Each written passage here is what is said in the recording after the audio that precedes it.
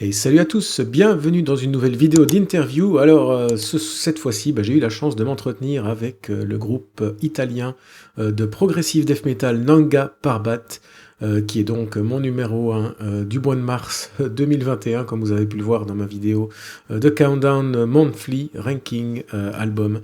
Donc j'ai eu la chance de m'entretenir pendant 1 heure avec le chanteur Andrea et le lead guitariste Flavio, des bonhommes exceptionnels, vous allez voir dans la vidéo, super souriant, super sympathique, vraiment agréable, un super bon moment.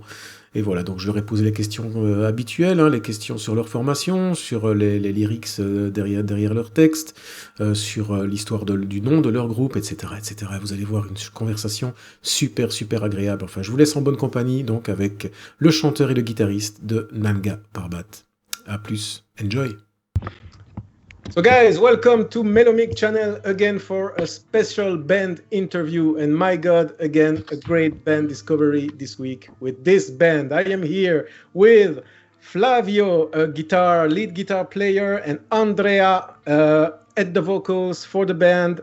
Nanga Parbat with me, which means naked mountain. I think it's in the Himalayan chain of the mountains. Yeah, exactly. And these are the two main guys of the band, but the band is also composed of Giulio at the drums, we have Enrico at the bass, and we have Eduardo at the guitar and orchestration in the band. So, welcome guys, welcome to the channel, welcome to this interview. Thanks a lot for being there. Thank you for having us. So, you're really welcome, all the pleasure is mine. So, you just released this past when was it again? It was Tuesday, Monday? Yeah, Tuesday. You just released your debut album, which is really wow, gave me really like goosebumps, you know. And your album called Downfall and Torment, which is actually a progressive death metal, let's say, kind of genre of music, you know. And really took me by surprise, you know. I will illustrate, of course, in the video, the artwork of the album.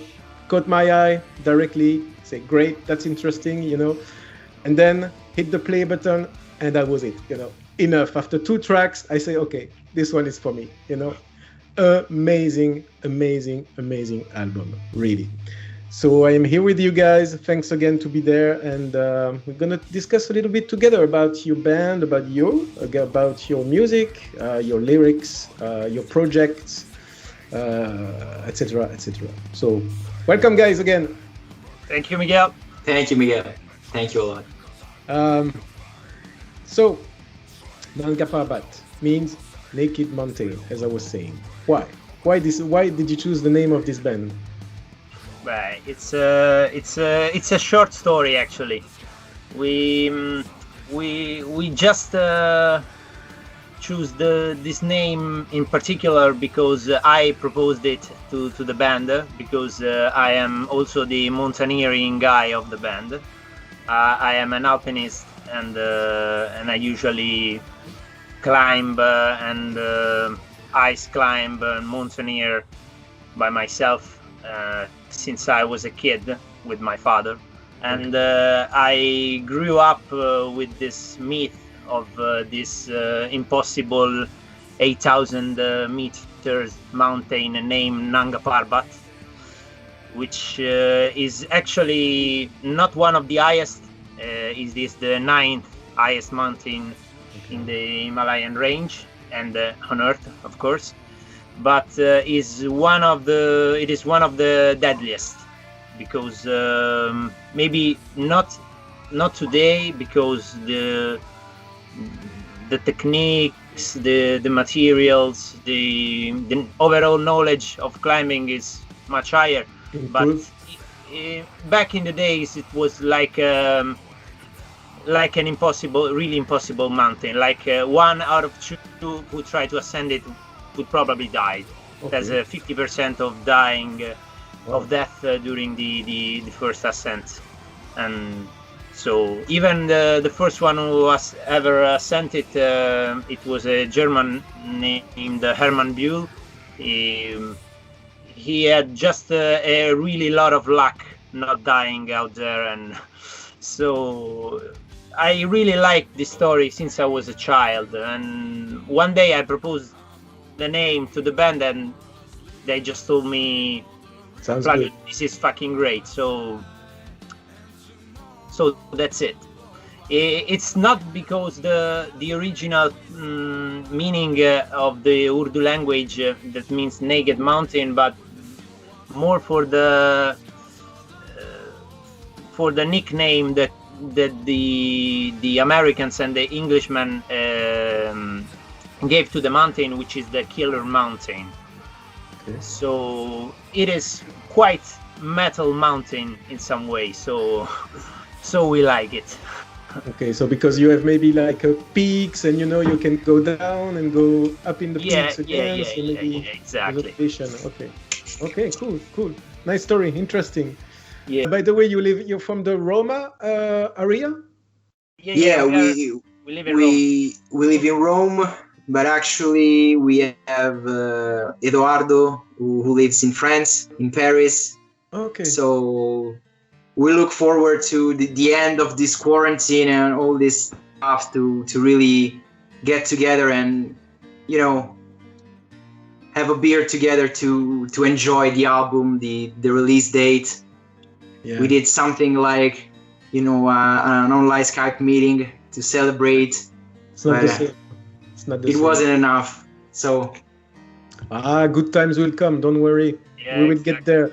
Maybe not this year, maybe next year only, but we will get there. So that's actually a good news that one of your band members is in Paris, because it's not far from me. It's 2 hours drive from me. So. And he also speaks French very well. So next time maybe. Cool.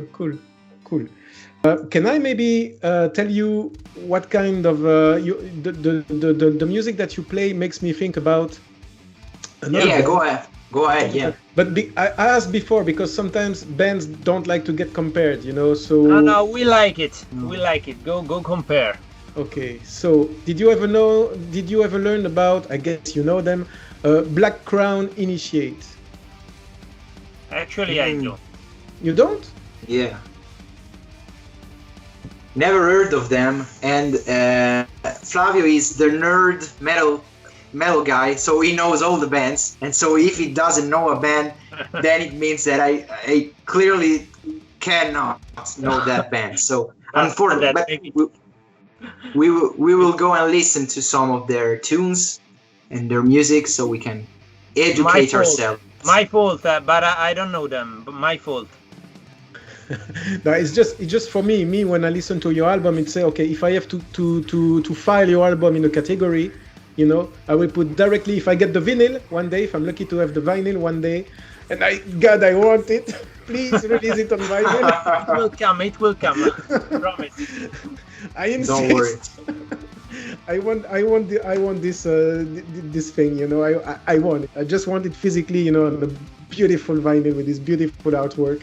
And I think to myself, okay, where would I put the vinyl in my collection? And I say, okay, directly next to the albums of Black Crown Initiate, because for me, it's really the same kind of music, you know. I'd write that down. And they are really good. They are really good. The latest album was released last year, 2020. It was awesome, and it's really the same kind of music. For me, maybe I'm wrong. Maybe when you will listen to it, you will say, "Oh no, we don't play that," you know. But for me, for my ears, we will listen to them and we'll get back to you and say our opinion about it. We are very curious. That would be great if you can just of course. come back to me and say, okay, you were right or you were totally wrong. You can say it, no worries. You were totally wrong, but that's really the thing. So, and people really need to discover your album. So that's why I contacted you directly. You know, when an album catches me like that, and I say from beginning to end, without moving tracks really fast, just playing it from beginning to end and say, okay, let's spin it again. Let's play it again. One more time. And 2 days ago I played it. I started because I'm home working at the moment, so of course I just play records when I'm home working all day long. I'm always playing music all day long, and I just put it once, 2 times, 3 times, 4 times, 5 times, and I promise it's true. I played your record 6 times in a row, and that's awesome, man. It's great. I mean, the lead singer has a perfect voice. You have a great voice, Andrea. Thank you. Really, Thank you, great, honestly. Guitars, I have no word. I say the guy is mad. It's crazy. And yeah, the drums, the bass, everything is like coordinated perfectly. You have a perfect balance. We can see that you guys are really close together. And so on that point, when did you meet the other guys? When did you meet up all together, the 5 of you? Well, do you know each other like maybe you were kids or teenagers, or tell us about that? So let's say that the band formed during the span of a few years, because Flavio and Eduardo went to school together, they played together, they grew up together, and so they formed this initial core of the band, and they started writing music, started writing songs during 2018, if I'm not mistaken. And then Enrico came along, and Enrico is a good friend of Flavio and a great bass player in the Roman area, and so he joined us to play, to write the stuff. And then I came along, maybe late 2018, and everything was already written. We went back and we recorded the vocals, and there's a funny story of how they contacted me. Since okay, go ahead. That's interesting. Yeah. Since Flavio and Eduardo are very, I don't want to say they are paranoid about their music, but they care about it very much. And so they didn't send me the correct lyrics. They sent me a bunch of words together to sing. And I happen to have some good equipment at home to record music. So I laid down a few tracks. I sent them back to them, and it was love at first sight, I think. And so they were really, really, they enjoyed the results. And so we got back there and, we started recording the vocals, writing down the lyrics and giving life to the album. And then Giulio came along last, and he's a terrific drummer, as a phenomenal drummer. And he comes from, we really had to convince him, bring him home to dinner, offer him fine wine, and because he's really, he played with the greats, he plays with phenomenal bands here in Italy, Hideous Divinity and many others. So this is how the band formed. This is how the band came along. They already wrote pretty much everything in 2018, and then the first half of 2019 we hit the studio with the great Marco Mastrobuono, and it was magic from there on.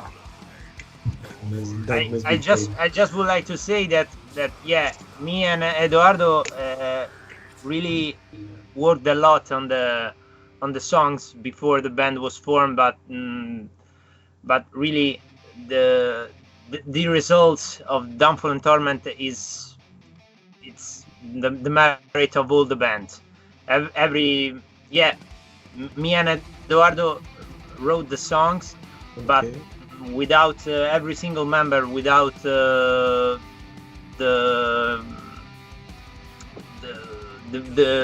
growls, the screams, the cleans of Andrea, without the psychotic technical drumming of Giulio, and the solid bass line Enrico. We just had a few good ideas, but the band put them together. And also Marco, our producer, Marco Mastrobuono of Kick Recording Studio, he was just like a sixth member of the band. He was just with us every day, telling us, guys, this music is really great, but we have to make the things right, do better this part, cut this part maybe. And it was really a teamwork, and we didn't even know which kind of album would result, but in the end that's it, so we're happy. But you had a minimum idea that it was going to be like progressive death metal, or it was really like going, moving and rehearsing and really finding your way. We are a fan of Opeth, of Gates. You're my friend. It's my favorite band. Yeah, of course. we love Opeth, and so maybe we're gonna go that way, but who knows? Maybe some friends of us told me that they hear also something from Rhapsody of Fire, which is power metal. So I don't know. There are a lot of stuff there. So yeah, we of course started from the Swedish progressive death metal of Opeth, Edge of Sanity, and stuff like that. But we added our particular ingredients. Yeah. You have your own identity, which is the most important, of course. When you say, that the lyrics were written, the music was written. At which stage? Maybe it's more a question for you, Andrea. I'm not sure. At which stage do you say, okay, this part of the lyrics I'm gonna growl them, this part is gonna be clean, this part is gonna be growl again? How do you decide, okay, this part is going to be growls, this one is going to be clean? How do you decide that? Yeah, it was like when I came along, the music was already written, and they had an idea of, we want growls here, we want clean vocals here. Then I think I switched it up a few times, but really it was already written, so it was perfectly balanced. And so I just had to, perform it and really try to make the most of it. So, normally when I sing, I try to sing the things that I can sing. And then there are a few things that you cannot just sing. You need to shout them. You need to bring them forth. I believe that growling and harsh vocals, extreme vocals, are not about, just shouting at the microphone. You're saying something. You're trying to convey a specific meaning, something that really send the message. Yeah, you want to send a message, and growling and screaming and all the other things are just a way of expressing those emotions, those lyrics. And so, yeah, it was already written, but it was balanced incredibly. It was created masterfully by Flavio and Eduardo. And so I did just a few adjustments. If I recall correctly, I wrote, a few lyrics here and there, but I had a lot of work done for me because they are such amazing musicians. And so, I can answer you better for the next album, where I will write everything. So I can. Okay, can I have a teaser for that, please? There's something that we are writing, but I think that it's too early to talk about the second album. Of course, your first album just released, so calm down, guys. You're the number one album for me for March. Sincerely, that's amazing. That's amazing, man. You rock. Thank you very much. It's really. The video is the script on my video is half written, but I know already that number one is Nanga Parbat for March. Miguel, I want to say something. Like, thank you first and foremost, but I think we're not in this for the fame.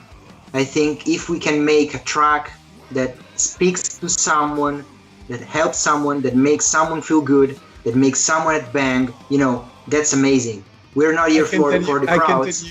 I can tell you did, So my work here is done. Like, if we can get better, if we can get better results, if we can get, more coverage, awesome. But at the end, it's our language going outwards, and we want people to hear it. And so we are so happy that you liked it so much to give it number one spot in your list. We're so happy. Wow, that's a great behavior, and that's what I love about heavy metal bands, because people are so human, They even if the bands, because that will happen to you. Obviously, you will become more and more famous. That's for sure. With such an album, you can only, get higher and higher. Of course, it's so great. So it will happen, of course, and I'm sure it will. It won't take time. I'm pretty sure about that. And so that's why I'm really feeling honored to have you there, because I know that in the near future, very near future, you will be really becoming somebody, somebody really famous, and people need to know. People need to listen to that album, because as you said, Andrea, it's making people feel good, and that's what I honestly, it's always a matter of feelings, and when you listen to an album and it catches you and it gives you goosebumps, and you say, okay, let's play it again. And let's play it again. Oh, this time I'm gonna listen to it with the headset, and then it's even better. And you say, wow, and you feel transported. You feel like going in another dimension. You forget all the troubles. And being provided such great music from great people like you, staying human, and taking time and giving time to people to interview them. Nobody's like me, on YouTube and saying, okay, let's do it, man. It's so amazing, and that's what I love about heavy metal, because people are just like that, and they are human. And please stay human. That's what I'm asking, because someday you will be over there. Please stay like that, 3 years from now, when you really release your second album, and everybody on the metal scene will know you. If I text you, please answer me. Of course, man. Of course. Because Miguel, maybe you told us all these very nice words, and we really do appreciate that really much. But I would like to exchange our roles for a bit. Which is your favorite song of the album? I was gonna get there, because actually. Did you watch my previous interviews on the bands I interviews, or not yet? Because it's actually. I just watched the format of the interview, but not in detail. So. Because actually it's a good point, because in each interview I tell the band, okay, my personal favorite song of the album is that one. Okay. So with you it's a little bit more complicated, because I basically love all the album. So there was a couple I took in the notes here. There was a couple of things that I really loved about several tracks. I love, obviously, let's say it's my favorite. I give you a hint already at the beginning of the interview. So the title track, Downfall and Torment. First, because it's a long track, 12 minutes. Many things happen there. It's really the kind of songs I love, like Opeth. Opeth, it's always like long tracks. Everything can happen in one track, and you never know what can catch you in the next at the next corner. So yeah, I would maybe go for Downfall and Torment for that point of view. But I really like a lot Demon in the Snow, Especially the first part of the song, Obscure Rains, I like it a lot. And yeah, Tadad Blight as well is amazing. I'm telling you, I cannot pick one because the album, all the tracks are so great, man. It's just and being there talking to you, it's just amazing because this album is just transporting me all week, and now I'm realizing I'm talking to you. It's just great. So yeah, I love you guys. I love you guys, and I love your music. It's crazy. Thank you, Miguel. Personally, Downfall and Torment is my favorite track too. So. Yeah, man. But that's a good question now, sir. Thank you for the idea of bringing the question into my mind now.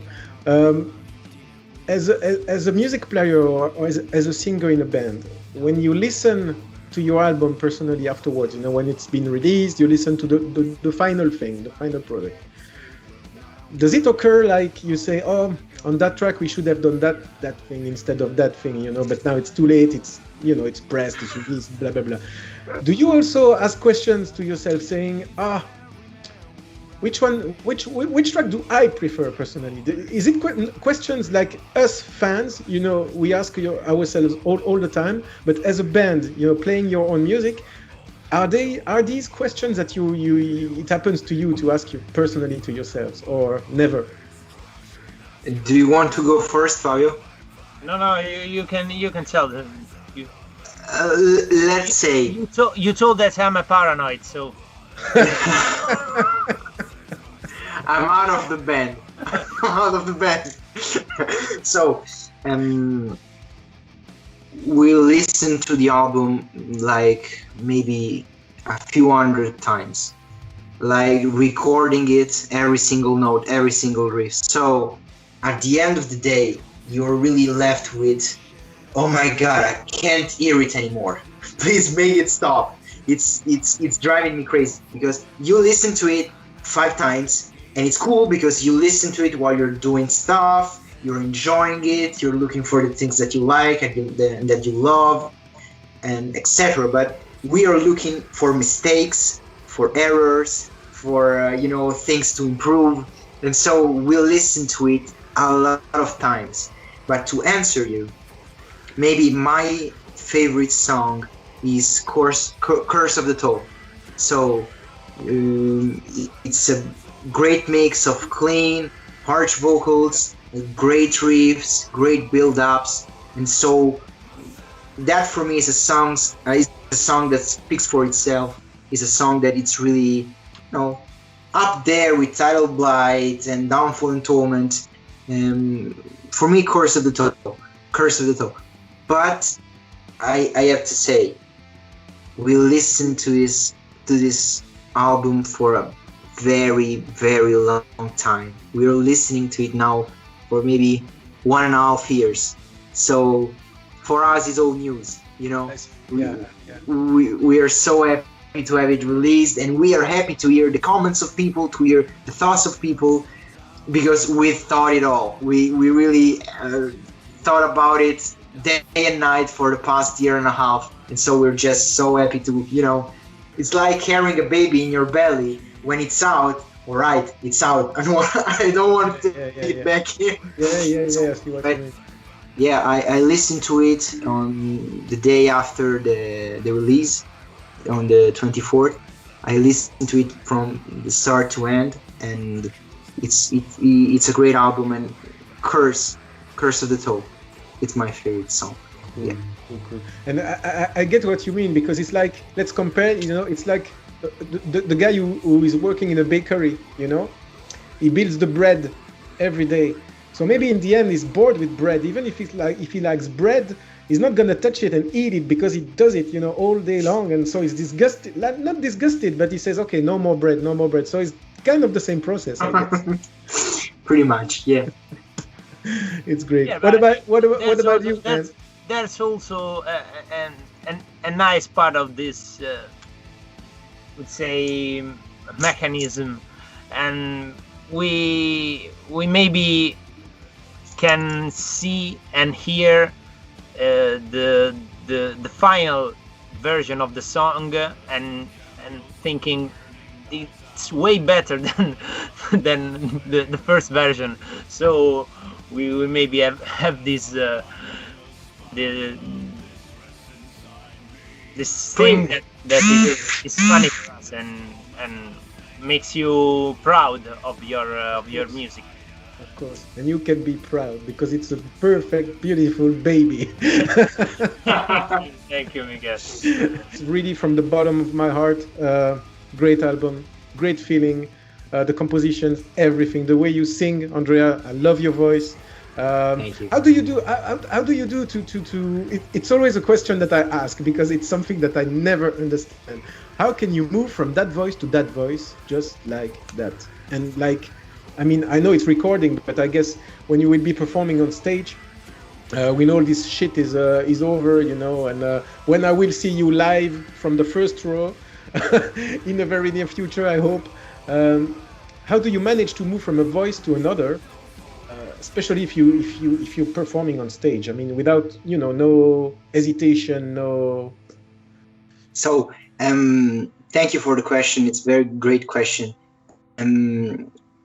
I need to thank a person for my growls and the way, you know, I had two great teachers teaching me how to sing, and Valentina for the cleans and Enrico for the growls, which is also a bandmate of Giulio in Hideous Divinity. So they really taught me everything I know. They really helped me develop this way of singing. And it's, of course, it's practice. You need to practice. You need to be warmed up. You need to know the technique. I just want to say, I don't consider myself a technical singer. I'm not like, you know, Bruce Dickinson and James LeBrie and Fabio Lione and many others. I'm more, I sing with my heart. I sing my heart out every time. So what I believe that to make that transition, you need to be comfortable in both ranges. So you need to be comfortable growling, and you need to be comfortable singing, and then you can switch it up. Of course, you're never in a position where you are holding a note in the growl register and then the same note you're holding it in the clean register. So there's always a pause, and there's always time to, you know, switch it up and getting back at clean singing if we were growling, or getting into the growls if you were singing.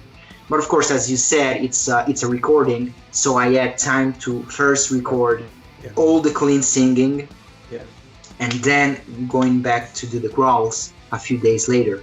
So I hope that once all this COVID stuff is done, I hope that I can. I have big shoes to fill, you know, once I get on the stage and once I perform. But I think it can be done. I try to sing the whole album like twice a week, so that I keep training and keep performing. And when you will be first row hearing us live, And I will. you will be the judge, and you can make a great live report saying Andrea died on stage that day. But I saw him. And I grab a beer with him and with the band, you know. I can't wait for that moment to happen, and because wow. Talking about the artwork of your album, I saw on your website that the person working on your artwork was Costin Chiaroneo. Yes. Chiaroneo, I don't know sorry Giuliano. for my I don't know which is the correct pronunciation. He is Romanian. he's Romanian. Okay. Yeah, and he is one of the most famous and prolific and extraordinary artists in creating artworks for music, especially heavy metal, extreme metal, progressive metal, and so on. And he worked with almost everybody, really from Ghost, Ghost, to Primordial, exactly. Arch Enemy. Are you reading my notes? No.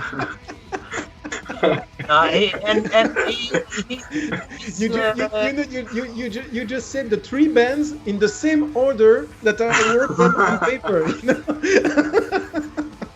You see my notes, cheater. And I was saying that Costini is such an amazing person and really talented artist. I mean, really.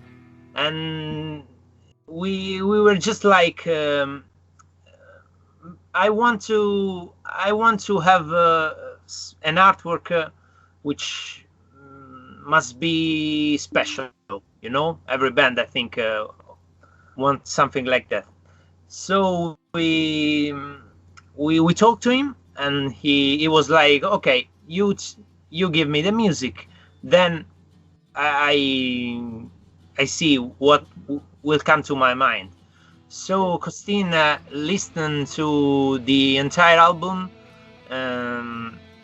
but to a premix, pre-productions, and not the definitive product. No, but really, I don't want to say scrap, but something really like scraps. It was like really raw footage of the songs, but he was like, okay, I like them, and I have an idea.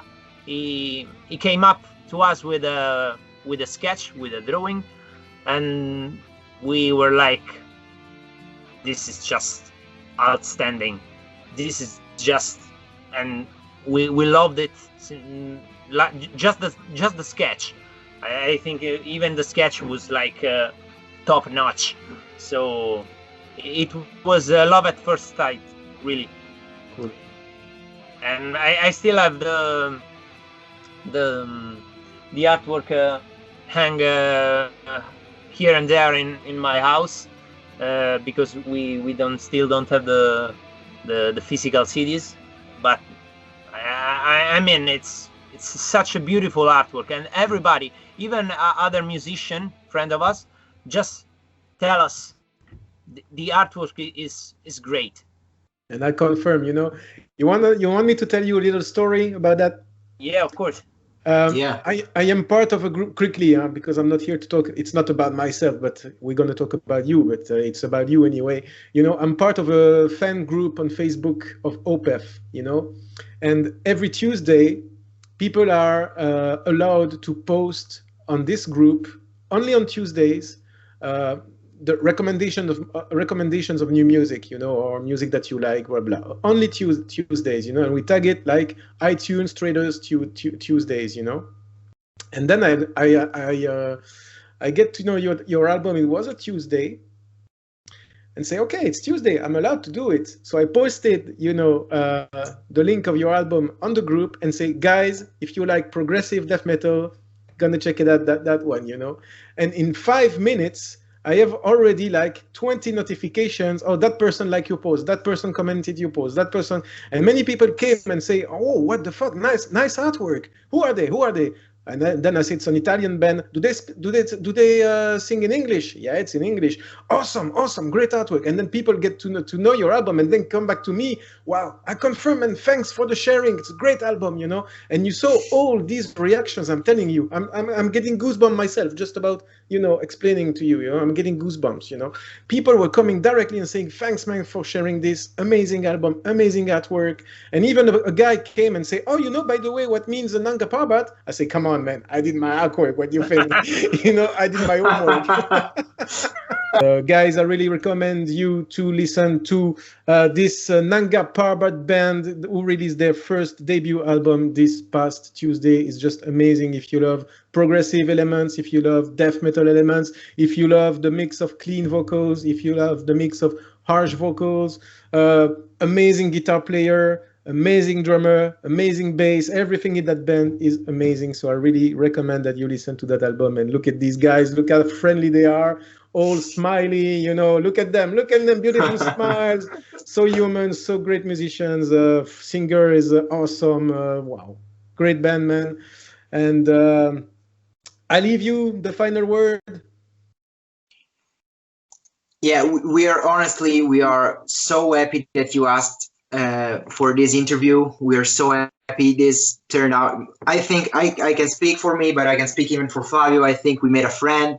So we are so happy that you like the album. We want to thank you from the bottom of our hearts for the help that you're giving us promoting. Even if you think it's a small thing, we're going to sleep with a smile on our faces tonight. So we want to thank you. We want to thank your audience for sticking with us. Go listen to the album. It's on YouTube. It's on Spotify. You can hear it on iTunes, and you can buy it in our Bandcamp if you want it. There are also T-shirts and stuff like that. We are open if you want to send us messages, questions, whatever. We're there. So thank you very much. All the pleasure was mine, honestly.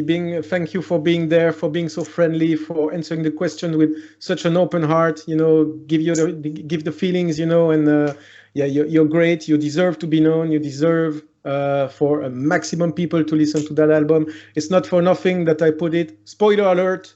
It's not for nothing that I put your album #1 of the month of March 2021, because you really deserve it, man. And great music.